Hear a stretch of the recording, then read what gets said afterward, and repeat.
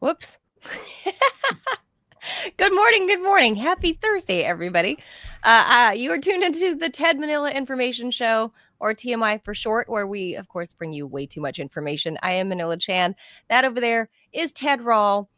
We thank you for being a part of our little weird community, whether you're consuming this on YouTube or Rumble, where the chat really, that's where all the action is. I just want to point out. So if you guys are looking for a community where you're going to share thoughts and ideas and opinions with strangers across the interwebs, not to shade on the YouTube chatters, but it's way more lit in the Rumble room. I just want to say. Although the YouTubers, I got to say, are better than they used to be. And it's improved is what you're saying. Yeah, it's improved. It's improving. We have, it's a smaller, but still, I'd say, vibrant community. Oh, sure. It's slowly growing. But we have a very firmly established group of Rumblers, and they got opinions. So if you want to see all the chatter and be a part of like a place to vent, the Rumble chat room is lit. I'm just going to say. And that's also where you can hit the subscribe button and you can become a $5 monthly subscriber. If you were in the financial position to do so, we'd appreciate it. But at least hit that like and the follow button wherever you're consuming this show, even if it's just the audio version. We're live Monday through Friday, 10 a.m. Eastern time. So please, please do hit that like button. Don't be like creeper watching without like following or liking. Smash that like button. I promise you, Ted and I are not going to bug you outside of our normal showtime. Yeah, we don't. We're introverts. We don't really, we're not. That's not how we roll. We barely have time for our own friends and family. It's true. Yeah. I'm sorry. We're not going to be calling at all hours. Yeah. I'm sorry to admit, I do. I mean, I'm married. I'm a mom. I have a family, and I love them, and I give time to them. But I gotta admit, Ted, I prefer alone time. Oh, yeah. No, well, here's a question, right? It's like, and it's an interesting one, maybe, or maybe not. I could be wrong.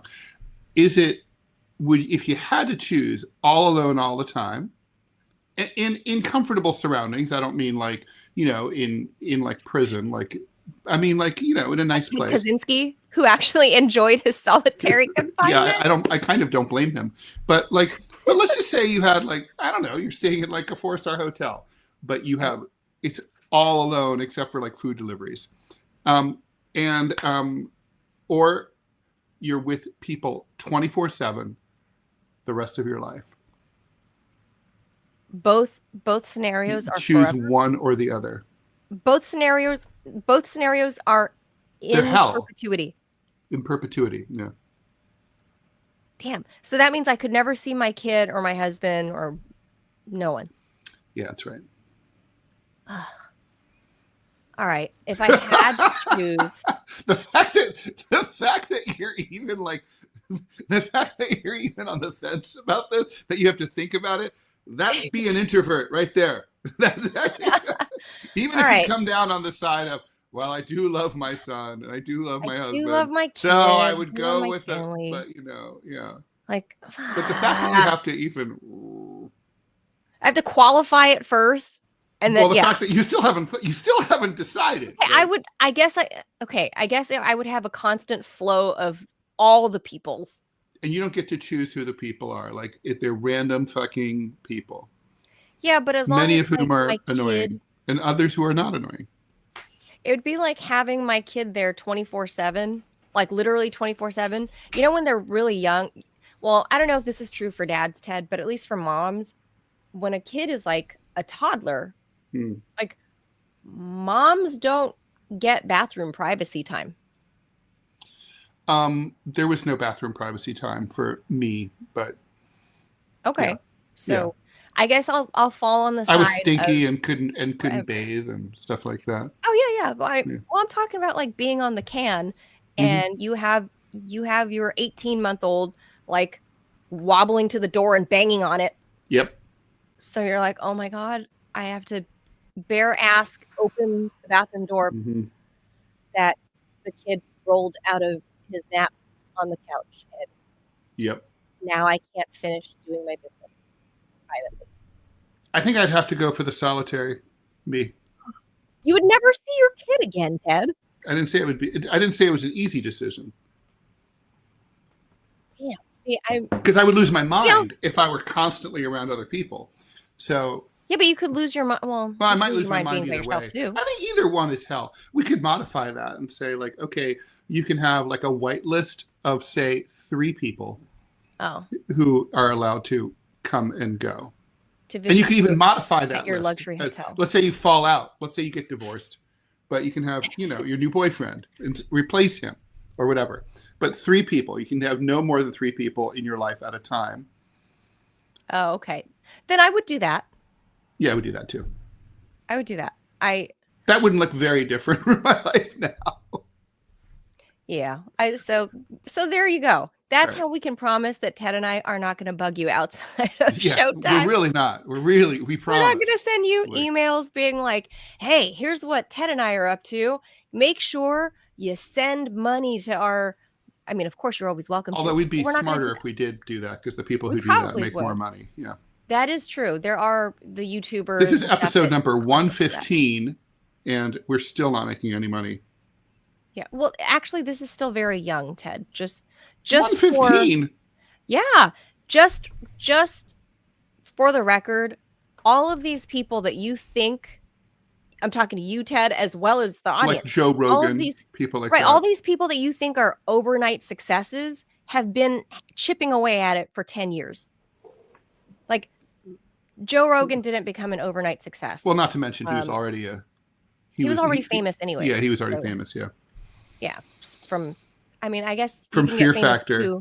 Did he do anything else worth noting? You're eating snails and slugs. He wasn't and inducing other people. He was inducing other people to eat snails and slugs for the chance at like $10,000 for the chance. I know. I mean, I gotta say those people were dumb as shit. He was a stand-up comedian, though. That's like I said. Not that I hung out with him, but I've rubbed elbows with him back before he was very famous, when he was just a stand-up comedian, and I would see him on stage. By the way, it's very strange. He almost like facially, he looks like a completely different person. Oh, from when he was a younger when he was when he was the host of Fear Factor. Oh yeah, he had the hair, the spiky hair and everything. But anyway, that's he became the grandpappy of podcasting, not overnight, is the point. Is he had money already from being a successful traveling comedian, and then he was successful at Fear Factor, and just as a hobby, he would do this new thing called podcasting, 15 or 20 years ago. And of course, he blew up in the past, I would say 8 years. He became the podcast. Yeah. So it didn't happen overnight. So if it didn't happen for Joe Rogan overnight, I don't expect that to happen with. Well, it should. Fuck Joe Rogan. We deserve more than he does. First of all, there's 2 of us. Well, and we still look the same as we did 20 years ago. We're not xenomorphs, so that should count for something. That's fairly true. Fairly true. My husband was saying how he's disturbed by the fact that I can still fit into my clothes from 20 years ago, and I still have plenty of stuff from 20 years ago. Well, I can still fit into my 1980s Eurotrash shirts, but that's because they were big and balloony, and now they're tight. Remember how they were big, blousy? Yeah. Loose, flowy shirts. Yeah. Which they're all back. And now they're pulling like a Mexican gangster. Where the buttons are screaming in pain. They're about to become. They're going to fire off of you like lethal weapons. Pew, pew. Exactly. Well, you could save it for your son because he's a young man now, and I still wear skinny jeans though. Probably shouldn't, but I do. Pants are problematic. No. We should do a whole fashion show. I mean, pants. I would. Pants are annoying. I have beef with the pant industry. It's very hard to find pants that look and feel decent. That's why I'm still in Levi's. I'm buying the same jeans I bought like when I was in high school. And it's like basically like why? It's because in America you can get fucking like billowy pants that sort of like You look like Eisenhower, like where they come out from the waist, and they're like, and then your junk's just like flopping around in there, and that's I don't know about that. You need support. Trust me. Okay, so Oh. like the penis is like the boobs of the middle part of the man, and like it's like Okay. this. Oh, I never thought about it like that. No, it's really uncomfortable. Oh, so you guys need support. Well, I mean, not Like- every guy does. I do. Yeah. I mean, Oh. for those of us I don't who are know, I not never blessed thought with a about it. micro penis, Well, I'd never thought about that. I thought really- that's why some guys wear boxer briefs. No, I'm gonna blow your snug. mind. Let me tell you, like, one of the really sad things about being male is like with traditional briefs, like with the slot, to pee. Okay. Which, by the way, they're starting to not make those anymore. And now you have to do the over, right? This is like a Curb Your Enthusiasm thing. But anyway, the thing is, but the traditional ones with the slot. So you're walking down the street, and what can happen and used to happen and did happen all the time is suddenly, for no reason, your penis like finds its way through the slot. Now, what? And it's just like bugging you. So imagine you're like there, and it's like this, and it's like feeling like that, like you're like fuck. And like the thing is, so you have this horrible choice of like reaching down your pants again, like an Italian man on the street. I was gonna say, I see men doing that. That's what they're doing. I'm like, ew. It doesn't necessarily mean that they're all like gross, like Jeff Epstein types.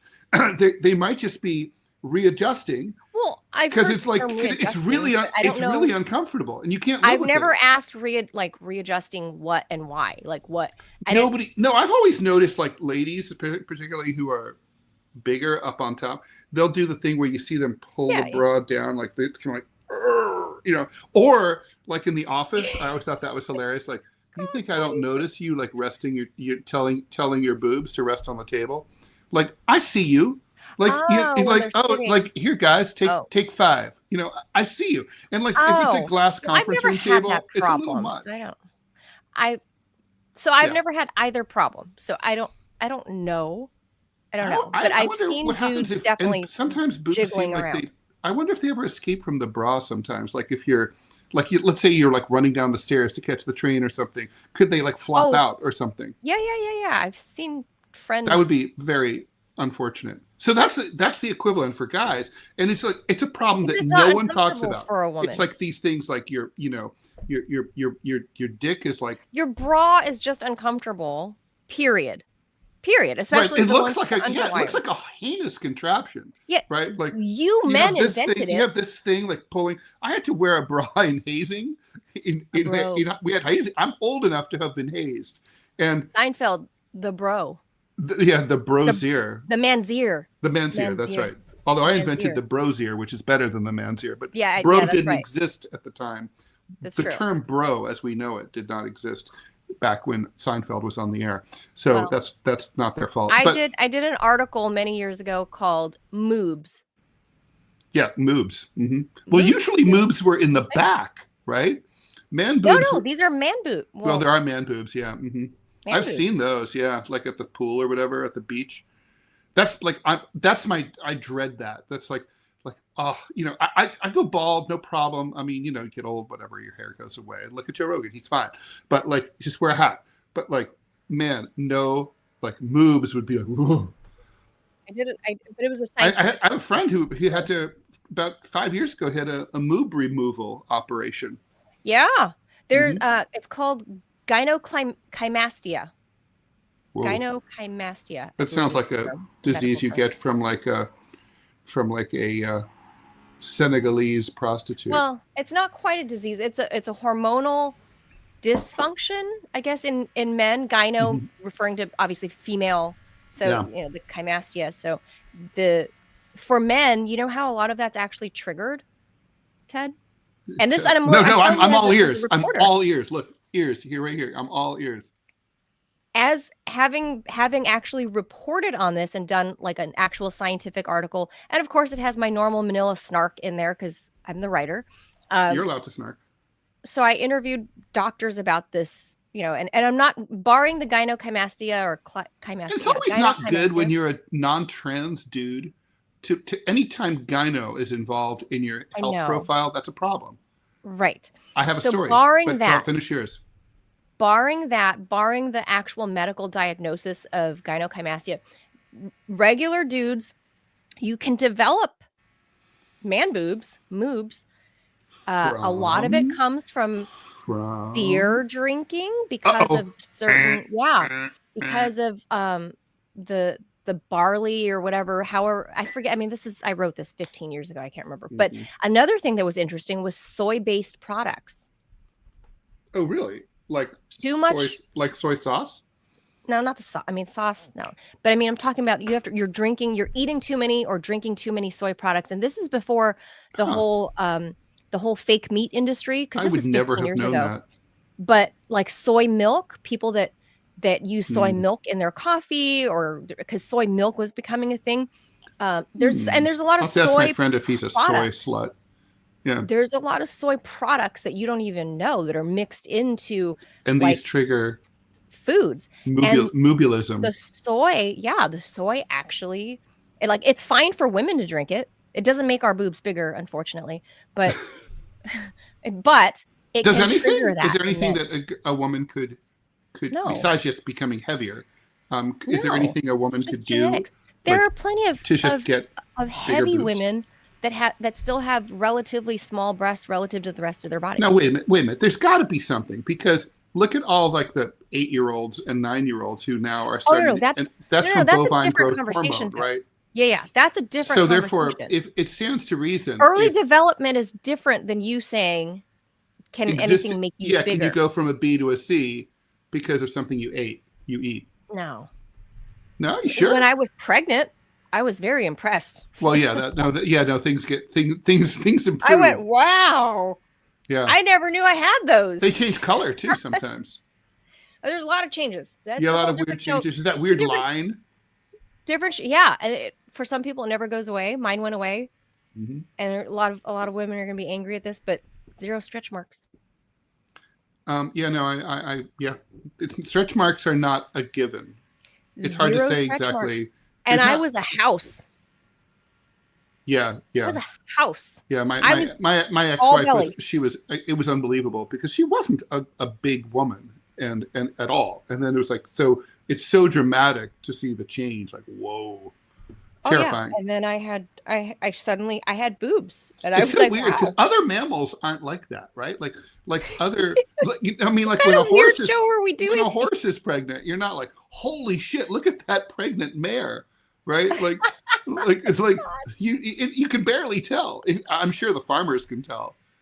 Yeah, I don't know, but what a weird opening show! Totally weird show, but it does prompt an episode that I had forgotten. A number of years ago, I had a lipoma. Do you know what that is? It's like a fatty tissue deposit. Oh, yes. It's like a benign tumor. And is it like a goiter? Another Seinfeld episode? No, it's not a goiter. Lipoma is just like a fatty deposit. Some people have them like all over the place. I've had 2 in my life. One was on my back, on my spine. That's a whole story. Are they big or are they small? Well, the one on my spine was the size of a golf ball. I discovered it from riding the subway. It was like, and I was like leaning back on the metal seat back then. It was a flat metal seat. They're not now. Now they're curved. And so, and I felt something. I went home. I told my wife, I'm like, hey, can you look at my back? And she goes, oh, yeah, you mean that? I go, yeah. You didn't notice that? And she goes, yeah, I just noticed it. I've seen it. I'm like, how long's it been there? She goes, years. I go, like, I had a giant bump on my back and you didn't think you had to say anything? And she's like, I just thought it was part of you. I'm like, who has a giant bump on their backs? You've seen human backs, like at the beach, at the whatever, at the gentleman's club. It's like you haven't seen. I don't understand. Like, the normal human physiology. I was like, did I marry a retard? Like, what happened here? So anyway, yeah, I was really like perplexed. Anyway, the long story, it was no big deal. It was fun. They removed it while I was conscious. And a lovely Uzbek lady removed it for me. We had a long conversation about Uzbekistan. Please don't tell me you did this in Uzbekistan. No, she was an American, and she was she had an accent. I was like, "Where are you from?" She goes, "Oh, nobody knows my country." I'm like, "Try me," and she's like, "So it was pretty funny." She goes, I was like, "Oh, you're from Uzbekistan. Where are you from?" Kiva, Tashkent, Bukhara, and she's like, And she goes, "Oh, you've been to my country?" And I go, "Yeah." She goes, "Nobody knows my country." And I'm like, "In New York, people should know your country." And she Yeah. goes like, "Tell me about the food." I go, "It sucks." She goes, "You do know my country." Oh my God. Okay. What a weird story. Anyway, so my No, other like okay. moment story is I had one right by my left nipple. So my dermatologist said, "Oh, it's a little one. It was like the size of a pea." I'm like, "This fucker's got to go before it becomes the size The of a Friends golf ball." episode, So I go to third nipple. they yeah, that's a thing too, but I don't have that. But they anyway. I go to the doctor. Dermatologist refers me. She says, "I can't do this because it's technically on your breast." And I'm like, "I'm a dude. I don't have breasts." And No, you do. she's like, "Yeah, you do." And like, "But you have to go to the hospital." So I went and I had surgery scheduled, but in my prep, I had to go to the breast center at the hospital. So I have to go to the ward where everything's pink. Like the walls are all pink. Oh. Right. Everyone's wearing pink sweaters. If they'd had pink pussy hats, they would have been wearing them. Everything's like tit-tastic. Everything, it's all breasts all the time. Normally, for me, this would be very exciting, but really, given the context. So all these women are giving me stink eye. Like, "What are you doing in here, dude?" And I'm like, women's space, Ted. women are mean, man. Women are mean as shit. And so yeah, I know. So they assigned me this little Queenie nurse to like go over everything with me, and he's like, "Yeah." So and he goes, that's what you meant by Queenie. So I'm like, "How many dudes do you get in here?" And he goes, "Oh, quite a few." I'm like, "Define quite a few." He goes, "Oh yeah, like it happens." I'm like, "How many in like say a year?" He goes, "We had another one earlier this year."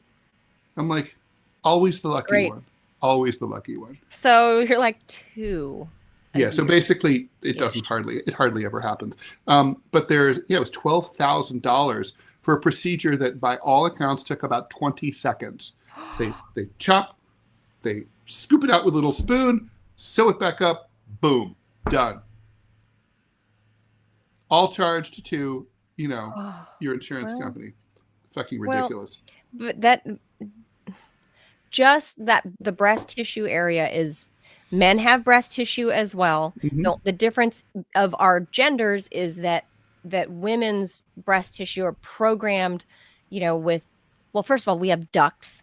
And I guess technically you guys do too, but our ducts, because remember, as if you were to be trans, Ted, become a trans woman, you can take weird not supplements, they're meds that will make you secrete something so you can then breastfeed the infant that you adopted or parented, because there are, that, right? There are trans women mm-hmm. who wish to breastfeed, and so they take some weird hormone that makes that stimulates their something, but it's not milk. That's the thing. It's just a secretion. Oh, so is it not good? So it's not good for the baby. No. Then what's the point of it? So the trans person feels like they're breastfeeding. It's not beneficial to the baby. Does it hurt the baby? Beneficial to the trans. I would say yes, because it's you're. I don't know, because I'm not the real thing. Medical professional, because it's not breast milk. It is not. Biological males don't have mammary glands to create milk. So you're saying it's just random, like it's random chest schmutz is what it is. Yes, it's male nipple juice. And Ain't that America? So there's no.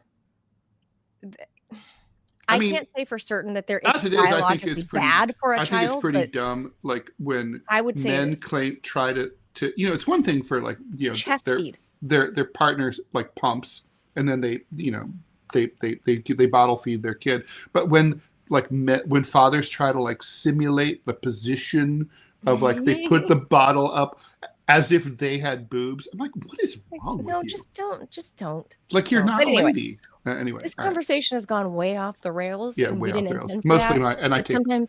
I take full 17% responsibility. But the moobs thing, I think, based on our new advertisers through Rumble, I think are mostly male, as Rumble would say, right? Because of the ads that they give us. Mm-hmm. Yeah. So actually, with that, I think we have to squeeze in our first ad from our first sponsor, Ted. Oh, okay. Of the day. Is that my duty here? I think it is. That's your duty with Rumble Studio. See, we're still learning, and we don't have Robbie today, so that's why things are a little rough around the edges here. He's the. Do you think men like? He's the disciplinarian. That's true. That's what a producer do. Ted, do you think people are more interested in hearing about women's boobs or men's moobs? Okay, we have no ad right now, so there has to be. I'm not controlling Rumble Studio, so I don't know. We're not. I'm telling you, there are not. No campaigns available. How is that even? Maybe we don't have enough people on Rumble. No, we do though. We have the number count. I'm looking at Rumble. I just don't know what the ads. Are you looking in the right spot? I don't know. So I'm looking in the right spot. Believe me. Trust me. Yes, I'm looking. Okay. I can send you a screenshot if you don't believe me. If I'm not too busy breastfeeding Clovis. Chest feeding. Chest feeding, Ted. Be sensitive. We don't have to be sensitive anymore. Trump is back in office. Clovis would bite me. Yeah. Don't have to be sensitive. Let's jaws it. Let's do some headlines. All right, let's do it. Stock markets falling and Treasury yields reaching new heights. Trump has reneged on parts of his tariff plan as of yesterday. He now has set a 90-day pause to the so-called reciprocal tariffs that he introduced a week ago that went into effect yesterday. What remains is a 10% across the board tariff tax on all imported goods. There's also another exception, China. He increased they're in a full-fledged trade war, the U.S. and China. He has now increased the tariff on Chinese imports to 125%. As he said, this is because this is in retribution for the fact that China retributed themselves. I have authorized a 90-day pause and a substantially lowered reciprocal tariff during this period of 10%, also effective immediately. Thank you for your attention to this matter, Trump declared on Truth Social. This is a much smaller tariff wall, less disruptive. It has the potential for landing in a better place with most of the U.S. trading partners. That, according to Eurasia Group, all in a day. The S&P 500 went up over 9% within a few hours of the announcement. That's crazy. Bringing some rare good news to the U.S. stock markets in an otherwise terrible week.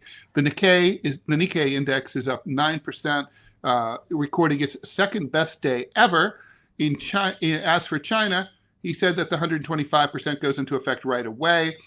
He did say that he thinks that there will probably be a deal. Beijing said that it was imposing another 50%, matching the duty that Trump had placed on Tuesday, bringing the total duty to 84%. Not out of the woods yet. Stocks rose after following Trump's pause. But this is super weird and interesting. Treasury yields still haven't recovered from the sharp drops, reflecting damage to the U.S. economic brand. So, Manila, what normally happens here is that whenever equities markets are in turmoil, when they fall, there's upward pressure on bonds. People go to U.S. Treasury bonds and notes as a safe haven during times of trouble. They went up, for example, a lot during the COVID pandemic. I have money in bonds. And so it's safe. Yeah, one thing I like about them is that you don't have to pay any kind of broker's fee to buy them either. You just buy them directly. You buy them through Treasury Direct. Yeah, it's really great. But the problem here is that normally that would happen. This was a very strange case where it was a trifecta of horror for American investors. Stocks were falling, U.S. Treasury bonds and notes were losing value. As yields go up, right, values go down. And the U.S. dollar also lost traction against the euro and other foreign currencies. So basically, there's no place safe. And that's just really, and the only interpretation has to be that this is not about equities generally. This is really about the U.S. government being viewed as unreliable and not a safe haven anymore. And it used to be, as you know, having traveled in many parts of the world. I've been to many parts of the world where everyone has their life savings in like $100 bills, $100 in a shoebox, under their bed, literally in a jar. They don't trust them. They don't. Yeah, and they're basically, that's their savings account. They don't trust the bank. They don't trust local currency. It's fetishized to the point where the bills have to be perfect and brand new. Like, they won't accept them if they have little ink marks on them, or if they're a little crumpled. I've had all sorts of arguments with people around the world about this. It's like, they'll be like, well, I'm not taking that. I'm like, yeah. And I'll be like, I've had that happen. Where it says U.S. Treasury note, like, Federal Reserve Bank of New York. I'm like, I'm from where they make them. I could get a job there at the printing press if I wanted. Probably not, but like, the point, theoretically it's possible. And they're like, yeah, whatever. Give me another one. So yes, I've had that happen to me in parts of the Middle East where when they heard me talking, with my travel partners, that they're like, oh, American? Yes. So we're thinking, so yes. Then they said, instead of their local currency, like no dirham, US dollar. Or they'll offer to, this is something worth knowing about. Give me a better deal if I give them they'll say US dollars. like. But then when I did that, I had a merchant once say, no, here, bad, because it was folded. Yeah, exactly. Yeah. And I was like, what the F? Oh, in China, like, I had mean Chinese money exchange ladies like throw them at me, like, get out. How dare you give me a dirty dollar bill? So now, so when I travel and I need cash in these countries, I go to the bank and I'm always like, I need clean bills, fresh bills, and they'll have to go through them individually to make sure. Unless they're sequential, like, sometimes you get them over in a bundle. Arguing with people when I travel to tell them that a fresh dollar bill is no more valuable than this dollar bill I have crumpled in my pocket. Yeah, it's still $1. They're objectively wrong, but if it reflects the fact that money. But like you said, it's a fetish. Money is psychological. Fetishized. You believe in it. Yeah, that part is crazy, and we have a soundbite from President Trump as it pertains to China that I wanted to say to China. So the weird thing is, so he's doing this 90-day pause only on the countries that didn't slap back. And he specifically says he's pissed off at China and went up even higher to 1.25 because China clapped back with 84%. So he went up even higher. So it's like, okay, you guys are, doing this swinging D thing, and it's a pissing competition at this point between him and Xi Jinping. And it's like, in what world does this make sense for anybody on either side of the world? How does this help China? How does this help the United States? In what way? I mean, China is our biggest. We import the most stuff from there. Just everything of our daily lives comes from China. It's hard to find things that aren't made in China. So here's what Trump said. So let's hear the commander in chief. I'm honored to have done it. And, look, nothing's over yet, but we have a tremendous amount of spirit from other countries, including China. China wants to make a deal. They just don't know how quite to go about it. It's one of those things. They don't know how quite. They're proud people. And President Xi's a proud man. I know him very well. And they don't know quite how to go about it, but they'll figure it out. They're in the process of figuring it out, but they want to make a deal. What say you, Ted? Do you buy it? Do you believe that Xi Jinping wants to make a deal and somehow? I think. Look, I do think. Yeah, the Chinese government wants to make it. They want to. They don't want this trade war, right? I mean, sure. Obviously, I mean, so that's true. But it's like anything. There's room for negotiation, but ultimately, whether you can come to an agreement or not comes down to like what's your fallback position? How far are you willing to compromise? I don't know where the Chinese are, but I know that, things have gone much, much further than the Chinese government would be willing to consider. I got to say, part of the calculus for them, I mean, they're putting on a brave face like, oh, don't worry, we can sell all our extra shit to our own giant consumer market. Well, if you could have done that, you would have done that already, right? So, right. So I don't believe That's not that. wrong, though. I think that's It's part true. But look, the Chinese, the cliche is that it's a 5,000-year-old civilization. They can wait it out. The truth here is, though, Donald Trump's only going to be there 3 years, and this policy will die with him. I don't see J.D. Vance, even if he becomes president. I don't see him pursuing these kinds of aggressive foreign trade wars. I think he has other things in mind. So if you're the Chinese, you're thinking, all right, might be a bumpy 3 years, but fuck might be a bumpy 3 years for us. But yeah. And then like I told the audience the other day, if it's a President Newsom, because it ain't going to be a President Buttigieg. Ted. More likely Buttigieg than Newsom. It is not going to be a president because Newsom will not be the nominee. If Buttigieg wants the nomination, the only way Newsom becomes president is if he runs as an independent, and he doesn't have the balls for that. If it's a President Newsom, which I think that's who the DNC is going to put up, maybe I don't. I'm on the fence, but I think no, they can't take it away from the gay guy. You're forgetting just like how like wokeism is at the core of the party, right? That's true. That's why I say I am 50-50 on it, because I think you're right. It's the time. Look, old ladies have now lost. Young dark ladies have now lost. Now it's time for a gay guy to lose. That's the Democratic Party way. Soon we'll have our own. Democrats will run a trans person, and they too will lose. And it'll be the great march of history, full of people who were previously disadvantaged, who've now had the privilege to run for president and be defeated. I think, as a joke, if they put up Biden's luggage stealing nuclear waste person, I forgot about that person. If what is their name? If the Democrats put that person up, I might just vote for them, because you're so perverse. Donald Trump is your votes are all spite votes and hate votes.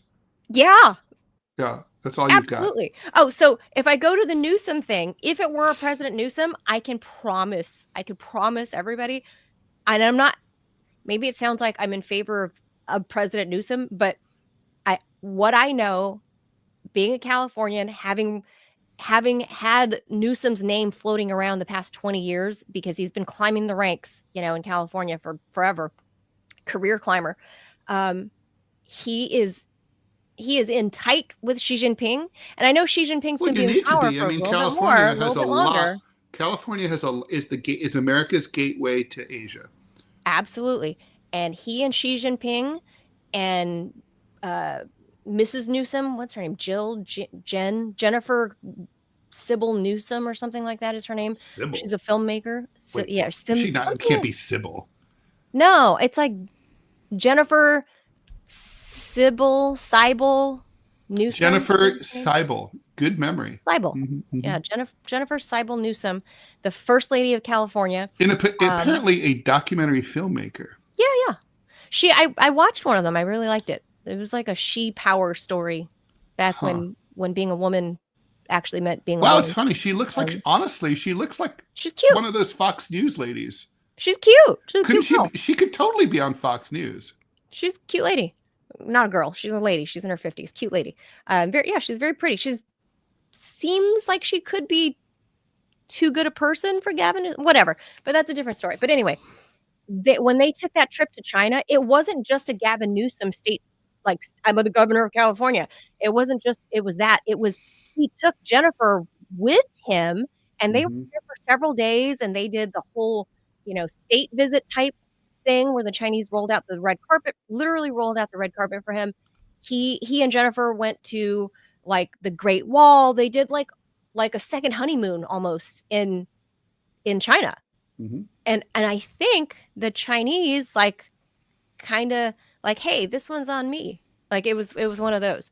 So they're in good with the Chinese. So if you're, if that's something that matters to somebody, just keep that in mind when you think of Gavin Newsom. For all of the crap and shitty things I can say about him, and his stupid policies the last many years that he's been governor, and why I think he should have been ousted in the recall election. One thing I do agree with is that he has friendly trade policies with China. And so, it's one of the few things I can say I actually agree with Gavin Newsom. So there's that. Okay. Let's keep going. I've been dying to get to this story. It's crazy. So as you know, we were talking about this before we went on the air. In this country, in our caste system, where, for example, the homeless are at the very bottom, they're the untouchables. Attorneys are usually a protected class. And if they're going after attorneys, it makes me think it's not long before they go after journalists, but, maybe I'm wrong.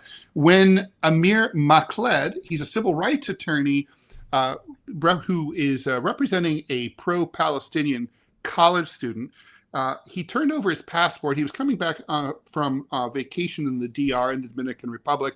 He flies back to Detroit Metro Airport on Sunday. This is now an international story, by the way. He was flagged and led to an interview room for questioning. Now, he's not a high-profile attorney. He's a local attorney there in Detroit. And one of his clients, he's just a dude. He represents a lady named Samantha Lewis.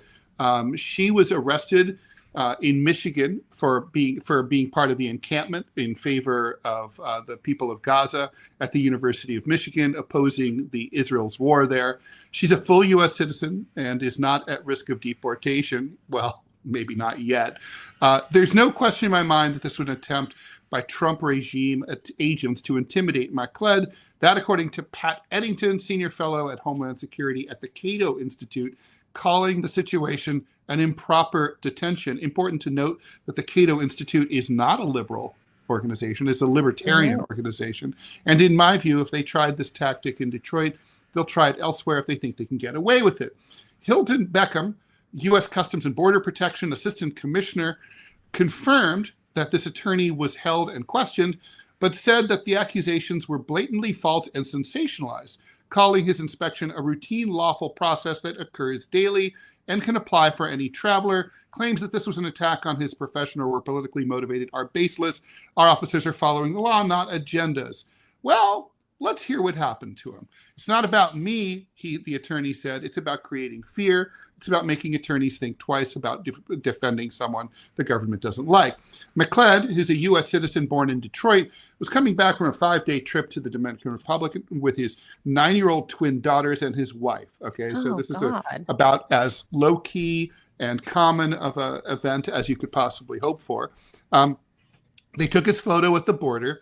He handed over his passport. Border Patrol agents asked for a TTRT agent, which he later learned stands for Tactical Terrorism Response Team.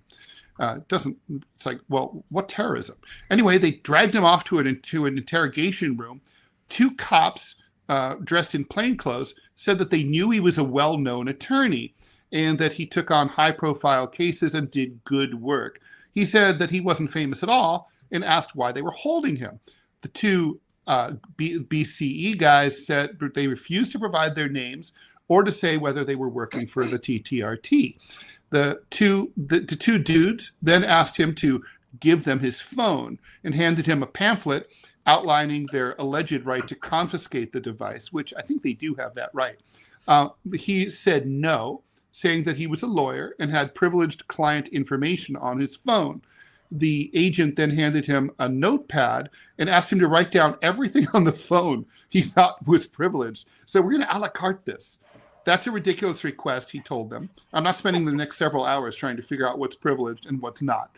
At that point, he said, the agent left the room to talk to his supervisor. When he got back, he asked if the lawyer would allow them to use just his contact list, but again, didn't provide a reason. The lawyer agreed. I think this was stupid. He should have said, fuck off. But anyway, the lawyer agreed, saying that it wasn't privileged client information because it was a list without context rather than communication. He signed a legal pad consenting to the search of his contacts only. As the officer looked through his contacts, he pointed out only clients who were Lebanese in origin, asking who they were. He's of Lebanese origin. You're not going to be able to get info out of me, he recalled, telling the officers. Anybody that's in my contact list is someone who's a friend, a family member, or an acquaintance or a client, and that's all you're getting. The officers soon gave him his phone back. By the way, in this account, they don't mention the fact that he actually did ultimately agree to let them take his phone only to download the contacts. Oh, God. But I mean, they took everything. You trust that? Yet they copied his phone. They fucking copied his phone. I mean, even local police do that to protesters that they arrest. They have a gizmo that drains everything in like 5 seconds.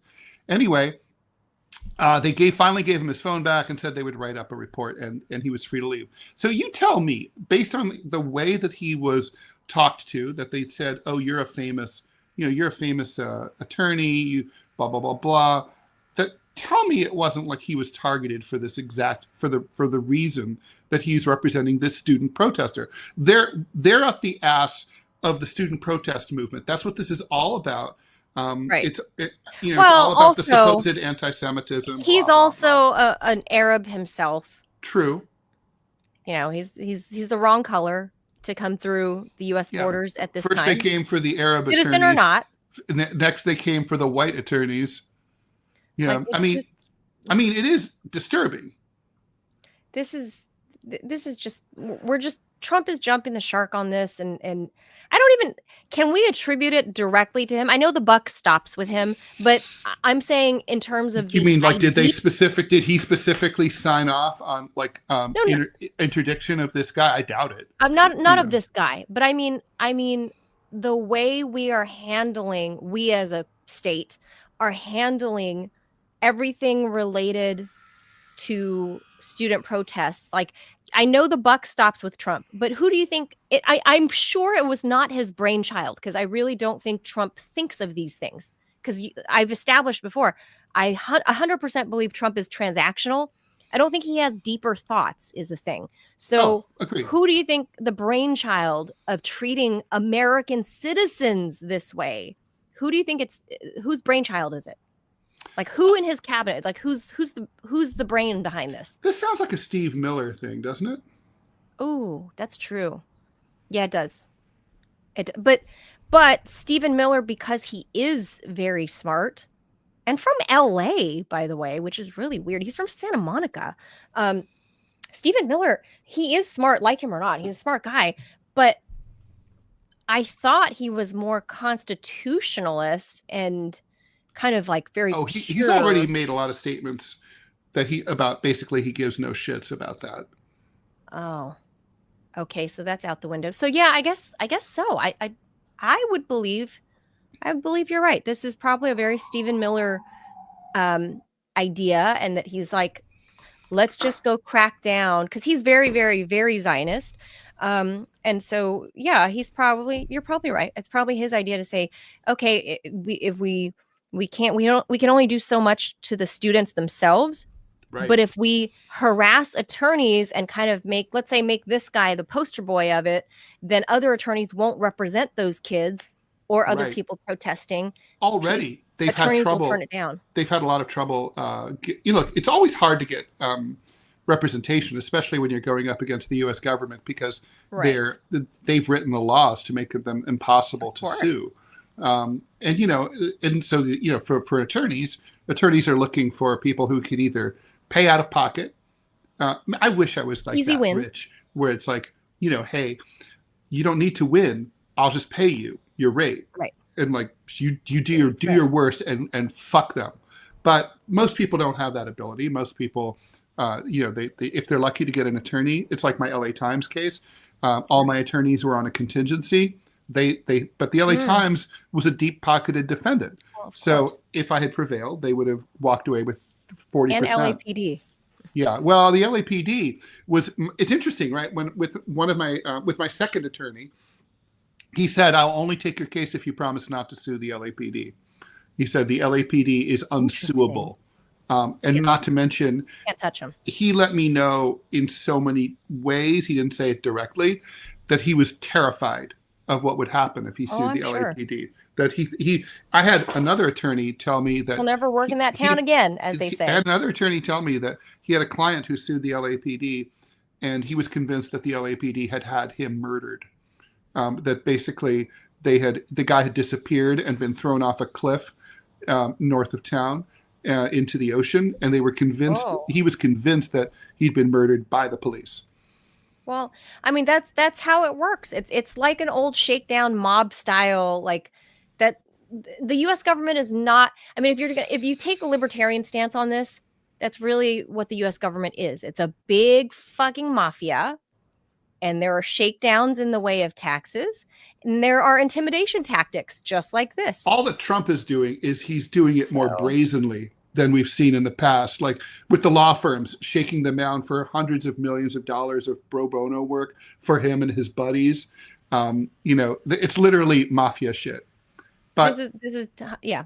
I'll just leave it at that. I'll just say let's keep going. It sounds like mafia shit, and you're just now you shake down the law, you shake the lawyer, and you're like, you're never gonna work in this. We're in the middle of that Martin Niemöller poem right now, and first they came for, and we're somewhere in the middle of that poem right now, and I'm not sure exactly where you and I stand, but we're in that poem too. They just haven't gotten to us yet. Well, I mean, so none of this. I think that they want to quell this. What we're looking at on the screen, with like the protesters, and so if you can't stop the masses, you can't physically stop the masses. You make examples of the few that you can nab, and you make examples of the people who would otherwise defend the people that would that have been nabbed. So you cut it off at the root, right? Mm-hmm, where I mean, if you can't cut it there, then you chop it where it can't grow. Mm-hmm. So it can't grow if the people that would be there to help you, such as lawyers, if they're not willing to help you anymore, those people, well then in fact, then your rights are meaningless. At your own peril. Your rights are meaningless. Yeah, that's that. It's 3 Americans convicted of trying to overthrow the government of the Democratic Republic of the Congo are back in the U.S., where they will serve out the remainder of their prison sentences. Marcel Malanga Malou, Tyler Thompson, and Zalman Poloun Benjamin were among 50 people, including a Belgian national and a Canadian charged with criminal conspiracy, murder, terrorism, etc., following that failed coup last May in the DR Congo. The 3 dudes, along with 37 other people, were sentenced to death by a military court. However, Congolese President Felix Tshisekedi commuted Marcel Thompson and Benjamin's sentences to life. The 3 men boarded a flight to the U.S., where they will serve the remainder of their sentences. This decision is part of a dynamic effort to strengthen judicial diplomacy and international cooperation in matters of justice and human rights between the 2 countries, the Congolese presidency announced. The former Belgian colony is the world's largest cobalt producer and a major copper supplier. They have big coltan deposits, which are essential for the production of electric gadgets like mobile phones and car batteries. And these resources have been the source of decades of fighting in the eastern part of the country between the Congolese government and militants from a group called M23. Thousands of people have died in that conflict, Manila. So I don't know what the point is, like, really. Why did the U.S. care about getting these, like, rascals back? Do you think that this was a Biden administration covert operation, and that these guys were working as basically mercenaries for the U.S. government to try to... Yes. And then basically this is like, okay, we'll get them back, and we can't let them rot in a Congolese prison. We need to get them back. Well, they weren't going to rot. They're sentenced to death. Like, the Congolese were going to put them down. Right. Because it was... I mean... I've never been to the Congo to witness their courts in action, but somehow, Ted, I have even less faith in their courts than I have in our own legal system. Mm-hmm. So, but both things can be true, right, Ted? These guys can both be, paid rabble rousers or, American mercenaries. And the Congolese courts could be a kangaroo court. Both things can be true at once, right? Yes. So, the sentence of death, they failed. The coup failed, right? So, it never stood a chance. So, I'm not going to say no harm, no foul. Maybe have them serve some time, and then, And by the way, it's not terribly surprising. I think something similar there's really very few countries in the world where if you try to overthrow the government, that they don't execute you. Yeah. So You know, I shouldn't have any. I mean, they are guilty. sympathy. I don't think there's any doubt about that. Right? I'm sure. I think they are paid mercenaries. I believe they probably work for, like a Blackwater type company. Mm-hmm. I'm sure. And nobody in the Biden era media would admit that. Like how many people openly say, "Oh yeah, I work for Blackwater." People don't openly say that. They say that they do some other job, right? Sometimes they say like, "Oh, I'm a missionary." Oh, really? What church? Mm-hmm. And then they can't really answer, but they're like, "Oh, we're doing some volunteer work in Central Africa," or wherever they say, right? That's usually how that stuff works. And they go to these undercover type missions in the stealth of night or whatever, and then they try to overthrow things. This is what happened. We saw in Haiti, right? When the late president Jovenel Moise, right? He was murdered by a multinational cabal, much of it tied to Venezuela and Miami, with Americans.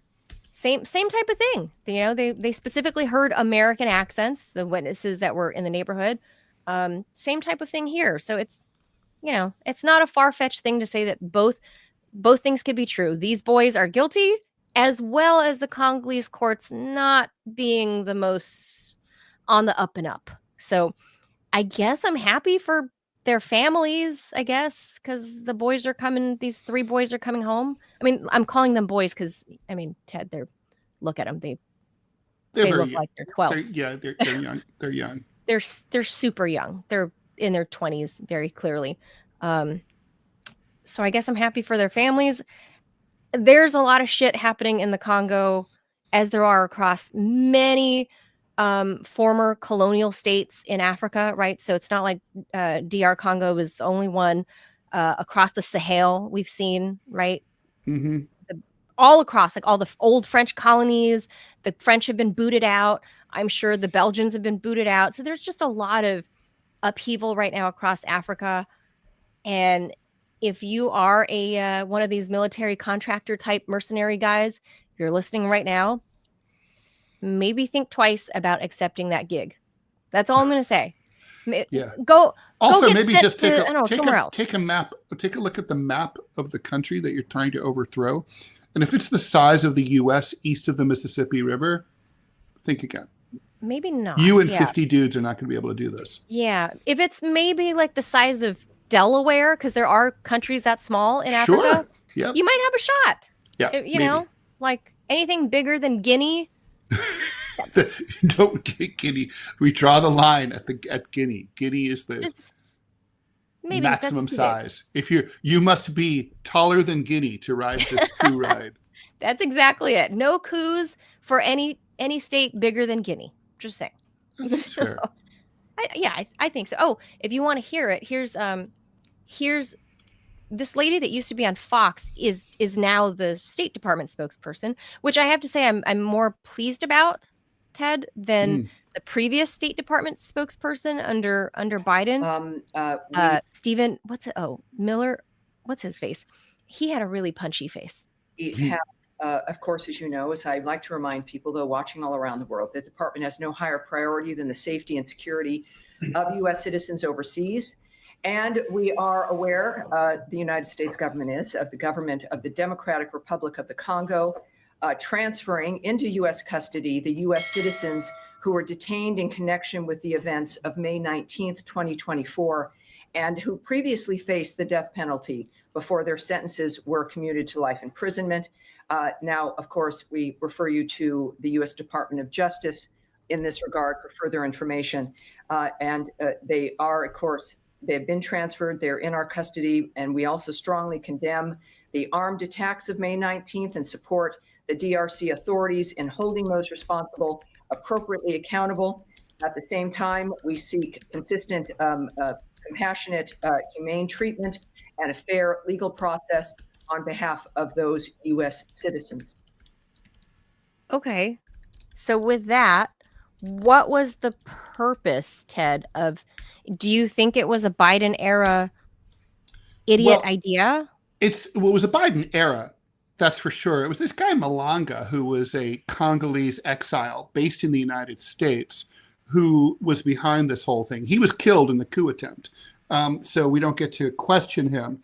But Malanga was a shadowy figure, and he was trying to basically, you remember that it was called Zaire under the Mobutu regime. He was trying to restore. His party was called like the New Zaire Party, and he was trying to restore Mobutuism to Congo.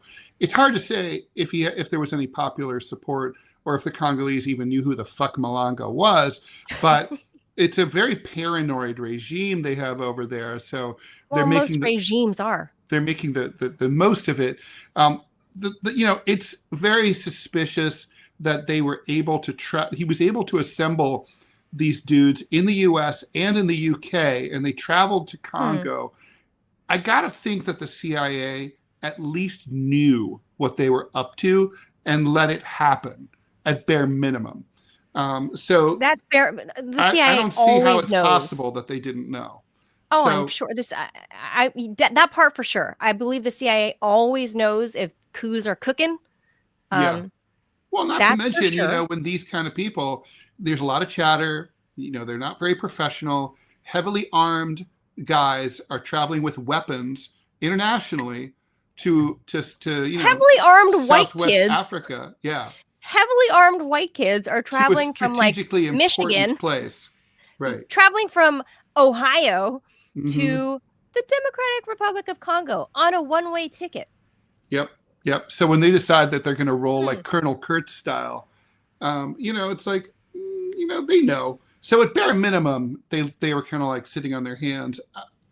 I don't know if they were, sent to the School of the Americas and, old school. Right, I doubt that. But it's kind of like, I bet it was kind of like, let's see what those guys can do. Something like that. But why go after and we got to put ourselves back in the Biden years. Why create chaos in DR Congo? Well, that government, like what do they want? What did America want? What's America's interest? It's the rare earths that are so necessary for making electronics. But hence now Congo's mining industry is massive. Yeah. So now that Trump is in power, though, and he can get the rare earths from Zelensky.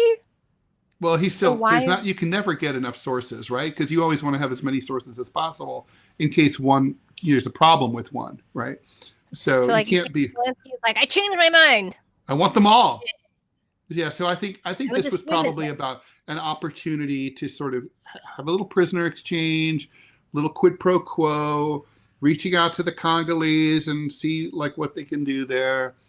It's like, listen, we don't want you to execute our nationals. That's a bad look for us. Yeah, I've got to revisit this story because we've covered it before, like all these parts in Africa, and I just don't want to mix up the thoughts. But I do distinctly remember these guys getting arrested last year, and I thought, well, that's evidently true. Why you're there? Like, let's be honest. So, but this next story, we're gonna stay with a prisoner release theme, Ted. It's Feel Good Thursday. This time to a lady. Okay. Lady prisoner. Let's do it. Yes, it's all about prisoner exchanges. So, Ksenia Karolina, she's a U.S. citizen who's been in prison in Russia, is also coming home. That, according to Rubio, this is the same day that Russia and the U.S. Had their diplomats sit down and for a new round of talks, moving toward normalizing diplomatic relations. Last year, Karolina, she's a dual U.S.-Russian national, was sentenced to 12 years in a penal colony in Russia for treason after you might remember this, she made this small, roughly $50 donation to a Ukrainian charity based in the U.S. Karolina, she's a beautician and former ballerina based in L.A., was visiting her family in Russia last year when she got arrested by the FSB, the Federal Security Service. They confirmed that Karolina was turned over to the Americans as part of the exchange. Karolina had also been pardoned by Putin, according to Russian state media. The agency also confirmed that Russian citizen Arthur Petrov, who U.S. authorities accused of violating the export control law, has been returned to Russia. Back in 2023, Petrov, who is another dual national, this time from Germany and Russia, was arrested in Cyprus at the request of the U.S., which accused him of exporting U.S.-made microelectronics to Russia illegally against sanctions. The DOJ said Petrov was part of an illegal export network. He was extradited to the U.S. in August. Now he too will be going home to Russia to his family due to. So I think the notable thing here, I don't care about this dumb girl.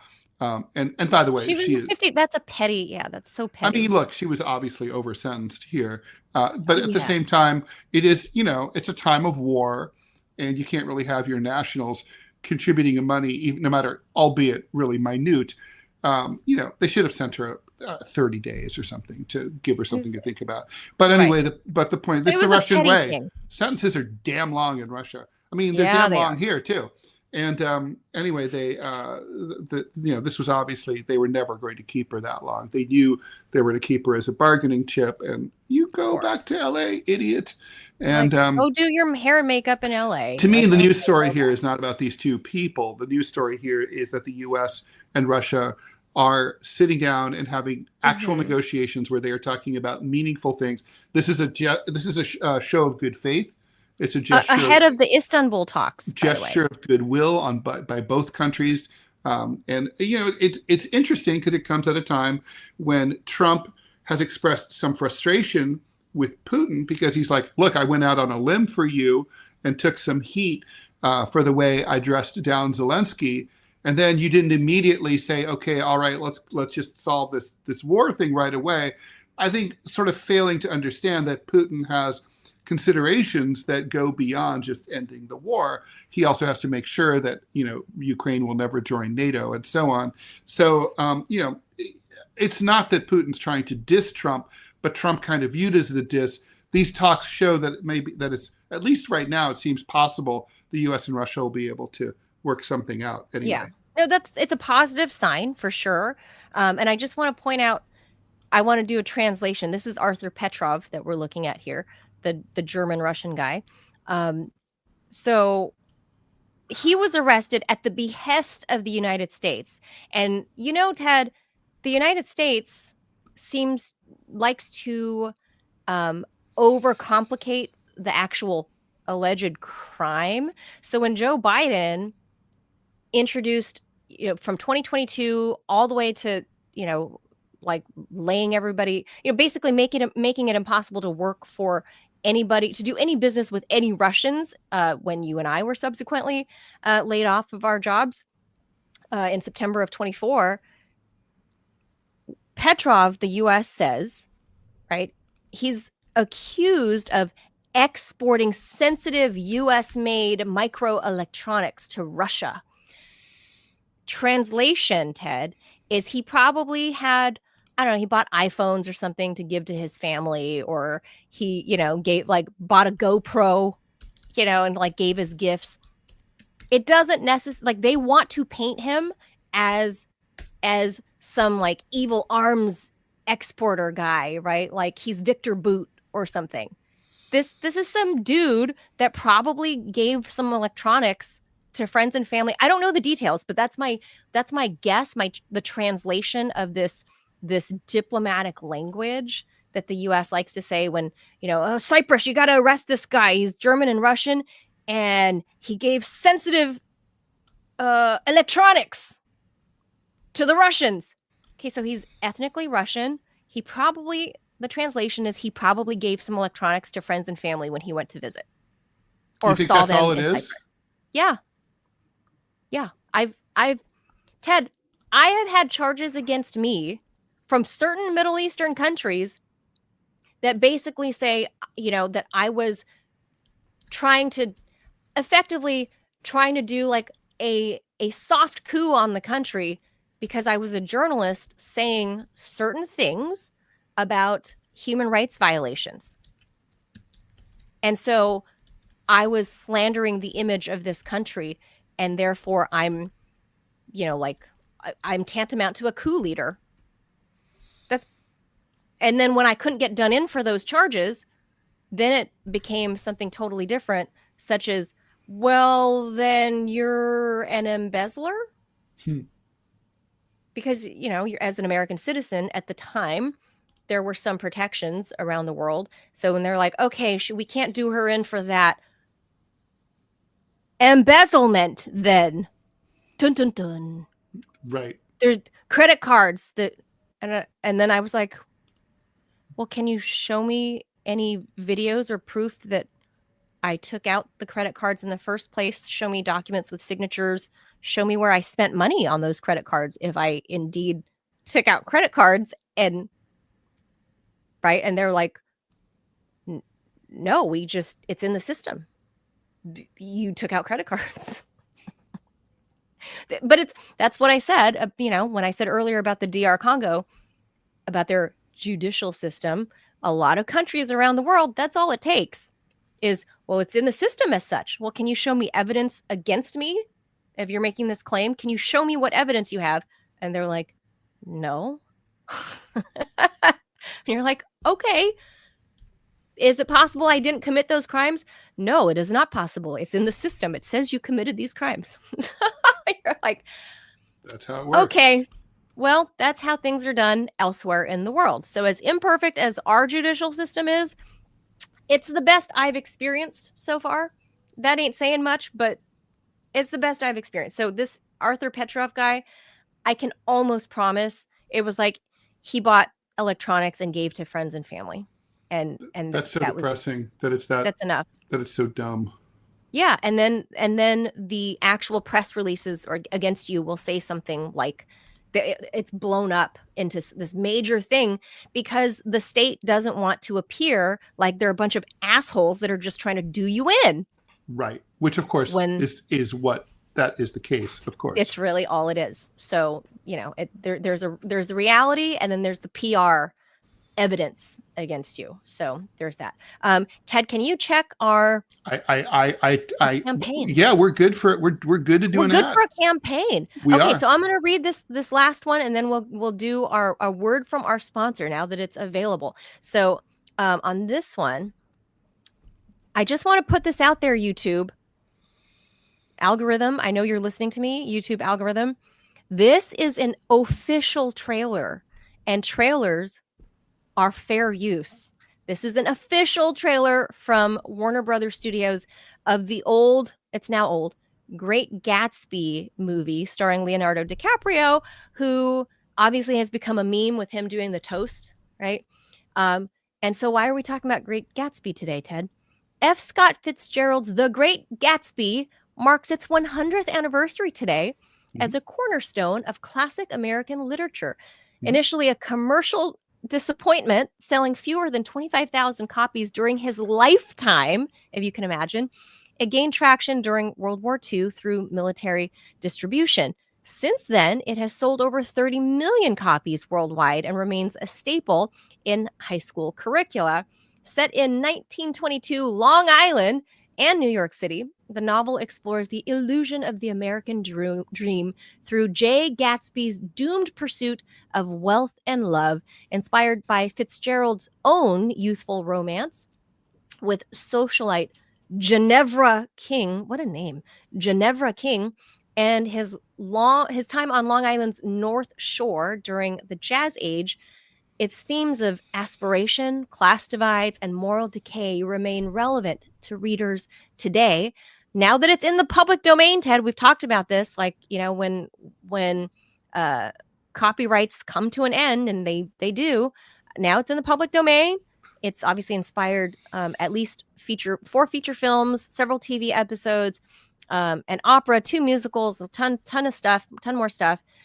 Centennial celebrations include a Broadway toast, a Library of Congress reading, and the Empire State Building being illuminated in green a nod to Gatsby's iconic symbol of hope. So you're there where this, stuff takes place. It's a thing. I don't know if New York City actually ever looked this beautiful, like in the movies in real life in the 20s. But well, at night, I don't know, maybe. at night, Really? like on a clear night, there's just nothing like New York City. Like the skyline view is amazing. Oh, sure. Oh, yeah, of course. It's beautiful. But I mean, they show the street scenes. And I don't know if life was really this opulent in the 1920s. Maybe I'm wrong. I don't know. But Well, remember, Ted, it was for him. He was his character is a rich guy.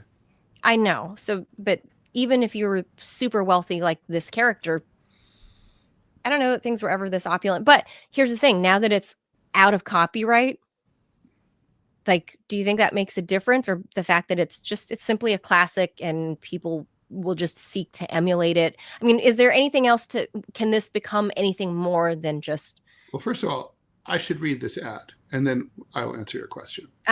Okay. Let's do that, please. All right, here we go. Week coffee is for the weak, and at Rumble, weak has never been part of the mission. No fillers, no fraud, and no setting for mediocrity, just like 1775 coffee. It's single origin, small farm, hand-picked, specialty grade coffee that stands for quality, free speech, and calling out BS when it matters. Forget stale, mass-produced beans roasted just enough to hide the flaws. Dark roast hits like a Trump tariff. Medium roast keeps it bold without the bitterness. And Vitality Mushroom Blend, real energy and lasting focus, no synthetic garbage. For K-Cup pods, whole bean, or fresh ground coffee. I'm a fresh ground person because I've gotten too lazy to use my grinder. Go to 1775coffee.com. Use the code STUDIO for 15% off. The code is STUDIO. And start your morning with coffee that stands for something. Oh, and every dollar spent enters you to win a Cybertruck and $30,000 in cash. So there you go. There you have it. Don't forget to hit the button so that way the thing pops up. The scan code. Just did it. We got to make sure we get their proper, the advertiser's proper scan thing in there.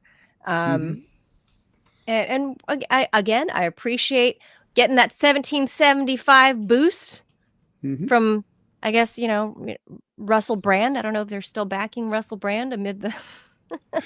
Oh, is that a Russell Brand thing? Oh, 1775 is like one of his major, because it's a Rumble product.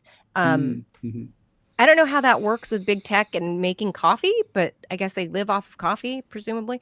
But yeah, 1775 is a major advertiser for Russell Brand show. All right. So I think it's kind of funny that. Well, I don't know if that's normally you're supposed to get the thing on the screen, Ted, with the scan. I don't know if I did this right. I think I may have read early. I may have read it. I think you may have. Robbie puts up when he does the thing. It's a two-step. Like a lot of stuff on this streaming stuff is like 2 steps when it looks like it's 1. And so as soon as I saw the script, I read it. But I guess I was supposed to go continue and then read the script and then hit the thing. Can you put up the scan code? Then we're going to have to ask Robbie to dissect this and for us to understand exactly what we're supposed to do. I don't know how I know. We're 1 week new. We're 1 week new. We may not get like our, 4 cents or whatever. All right. Or whatever, Anyway. So yes, all right. Tell me about your thoughts on Great Gatsby. Copyrighted out. It's out. It's expired. I was very now, Ted, you can cartoon about it. It's very frustrating. That book is mostly read in high schools. And yep. I don't remember much of it. And I remember being I didn't like the book in high school. I thought it was I couldn't relate to it. Didn't get it at all. I don't know why it's read in high schools, to be honest, because what is the book about? The book is about the choices you've made that you regret late in life. And you realize I've squandered everything. In his case, he gave up true love in the pursuit of wealth, and how hollow that was. It's an indictment of capitalism. It's an indictment of an America that's going fast, trying to get rich. These are all concerns that like a 16 or a 15-year-old can't possibly relate to, no matter how mature they are. So the book is not appropriate in terms of its subject matter to kids. I mean, they just can't get it. Right. And I just thought, now I reread it maybe about 15 years ago, and loved it. And and look, I love literature from that period. I like Fitzgerald a lot. I like Sherwood Anderson is my favorite author. I love Hemingway, especially the early stuff from the 20s. I like all that 1920s stuff, Lost Generation. Because they were basically like the Gen Xers. They were, stuck between two big generations, and they had a lot of economic and cultural challenges.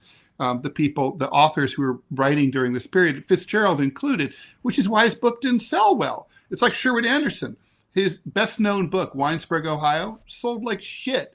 It's only, again, during World War II, when the military had like cheap editions of various old novels popularized and sent to the troops all over the world, that suddenly, you have, well, guess what? You now have 2 million copies in print suddenly, whereas you sold 1,500 or 15,000 when it came out. So anyway, I think Gatsby's an important book, well worth reading. Probably no one under 35 or 40 should bother.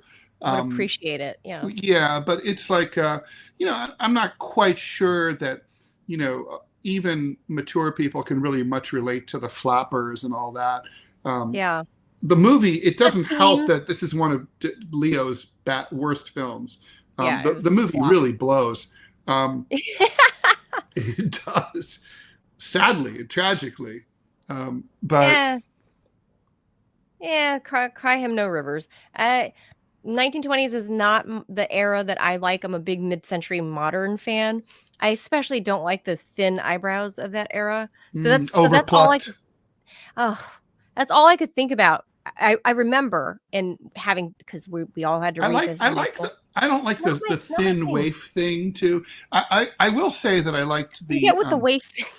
But I they were sexual libertines, so I like that. Yeah, this none of it resonated with me. I wasn't into the whole flapper look. I'm not the theme.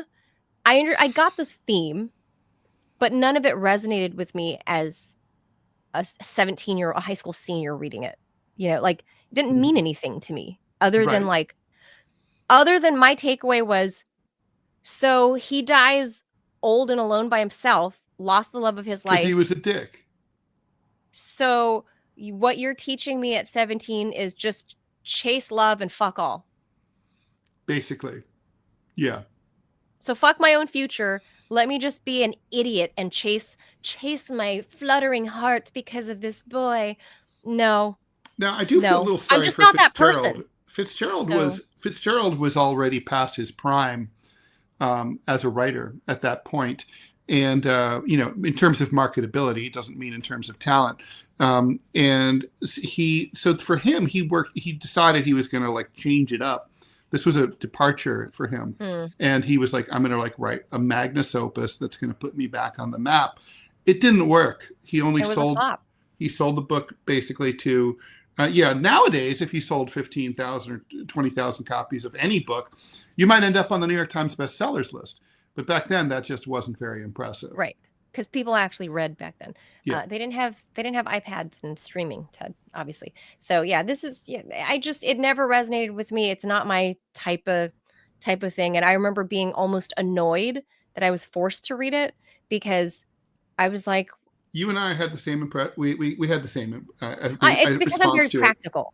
I'm a practical person. I was like, what does this say to me? And it was not much. Right. It didn't speak to me. So this, so for me, it's I'm not like Lord of the Flies, another high school staple. Oh yeah, that spoke to me because I was like, where the red fern grows. And I've seen kids behave like that. Poor Piggy, the conch shell and all, just that stuff resonated. This one. So I guess on today, the anniversary, I don't know. Go overpluck your eyebrows, ladies. I don't know. By the way, for people who don't know, if they're familiar with the greater New York City area, Little Egg and Big Egg, which are the two towns that this book is really set in, are meant to be Little Neck and Great Neck, Long Island, not far from where Trump grew up there in Jamaica Estates, out by the Queens-Nassau border. This is the congressional district represented by our good friend, the fabulist, the gay fabulist, the guy who was lying about everything, George Santos. That's where Santos is from? Where this... Oh. Yeah. Mm-hmm.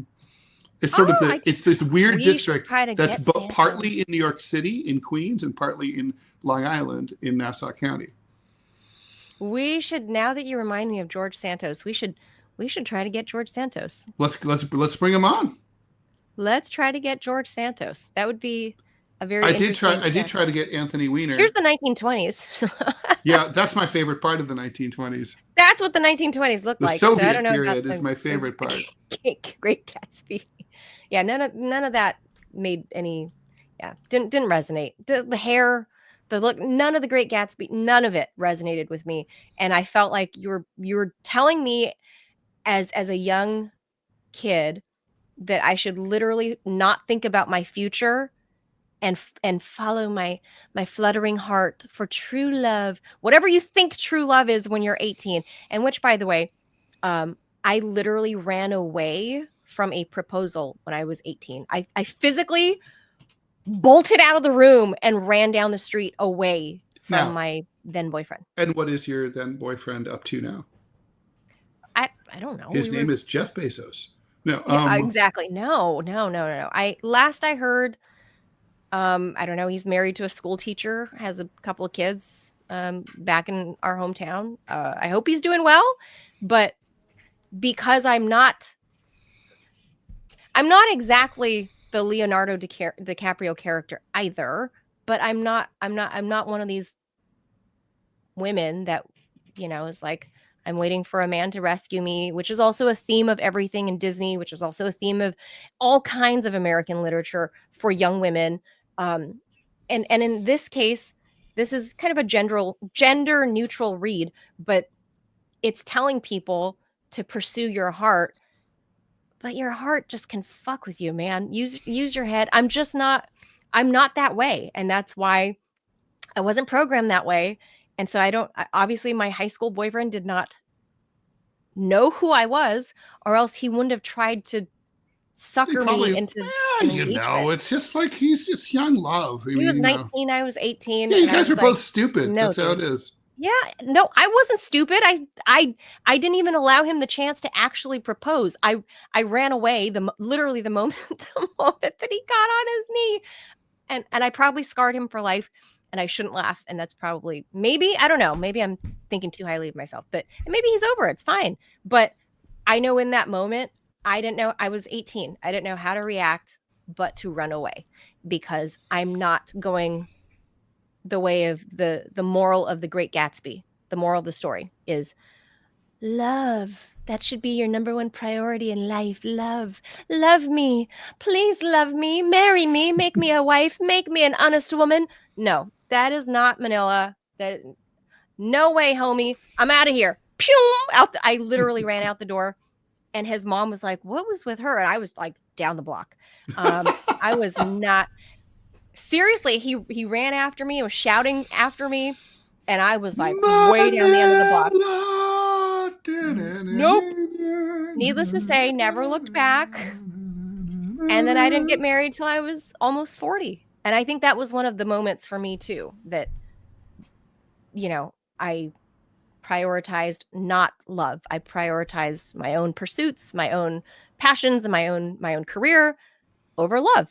Well, my passion is to wrap up this show now. I have a physical therapy appointment. Oh gosh, I'm sorry. Yes, I forgot about that. Okay, so that does it for Ted and I, obviously. And I think the takeaway from today's Great Gatsby lesson, Ted, don't be a sucker for love. Well, don't read Gatsby until you're at least 35. Okay. At least that. All right, guys. Thank you for watching. Hit the like and subscribe button. We'll be back mañana. Adios, amigos. Thank you. Bye.